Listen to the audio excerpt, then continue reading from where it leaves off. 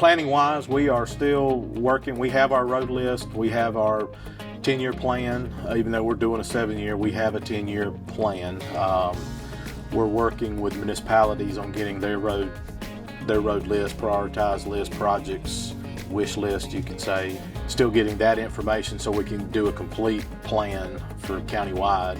So working hard on that, coming up with some preliminary designs for some of our safety projects, so we can get a better cost estimate for some of that. Because we kind of want to put so much money towards safety projects, and we need to know kind of a preliminary cost estimate, so we can make sure we can complete those projects.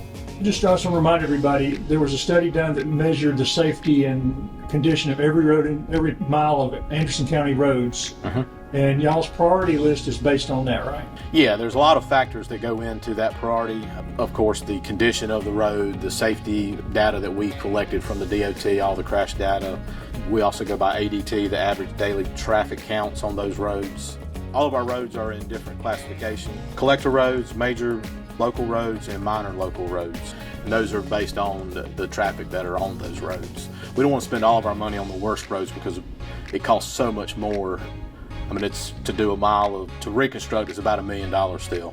So if we put all of our money on our poorest of poor roads, we're going to run out of money very quickly. So we will split that money. We'll keep our good and fair roads in those conditions, and those that are fair, we'll spend money on those to bring those up to a good and excellent, and that'll raise the whole network up. And then we will put some money towards those that are in failing and poor. And County Council passed the resolution for November to ask taxpayers if they want to fund the roads with a penny tax for that. But we're also waiting on the delegation to make changes to that. Is that correct? That is correct. We are working, well, we've been working on it. Now it's up to them. We're going to change it where groceries would be exempt.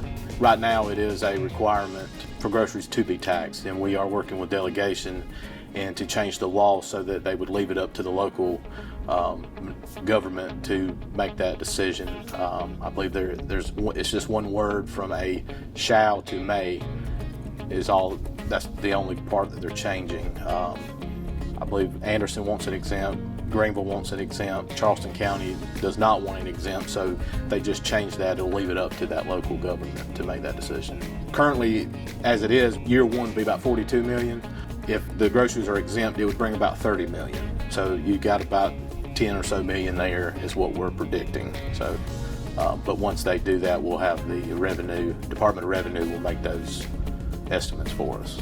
$30 million is still a lot of money compared to our $4 million that we're getting now. We've been working on pretty much a contract to put out based on these numbers from the delegation. Once we hear that, we could, if it's voted yes and it's approved, that next day our plan is to have a contract for paving in our procurement office to put out for bid. It will be ready to hit the ground running. Yep.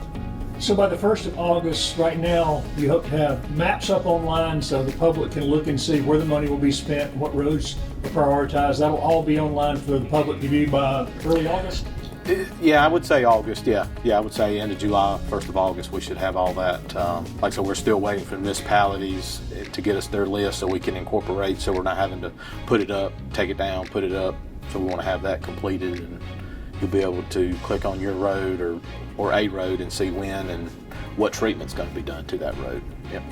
And you're also working on the South Carolina DOT as part of the whole process as well. That is true. A lot of county citizens, they don't know a county road, city road. So we are working with the DOT to kind of get where their funding stops. If there's roads that we can pick up and even partner with them to get, if they're going to go 6 miles and it really needs to go another couple more miles, we could partner with them and add, and get a whole road completed, or a road that the county thinks is important for our citizens. We can fund those. DOT is responsible for the 1,800 plus, and that includes I-85? Yes. And so once the legislative delegation makes their decision, then the county will do more to educate. You're not going to advocate, you're just going to try to educate. Is that correct? That is correct. That's all we can do is educate. I can't advocate for it. I can just educate on the condition of the roads. I can educate on the penny sales tax of what it is and how it's used and what it can fund. You can go on our app at acsc.gov and put any kind of request, issues. Potholes is that's our main one that we get through that, because that's if you see one, pop it and it'll put it, and if there's a crew in that area, potholes go straight to that potholing crew. So if they're in the area, they'll go ahead and fix it. So that is the fastest way through the app, or you can call 260-4190 is our main line and report any road issues, drainage issues, potholes. I hear so much of, when's the road's going to get paved. I think citizens of Anderson County want that. The best thing about it is, I believe, is letting the visitors that come through Anderson County, the commuters on 85 coming to Clemson games, to our fishing tournaments, let's let them help pay. They use our roads. 35% of that money would come from visitors. The other options are putting it all on Anderson County's residents, that they're the ones that are going to have to pay for it.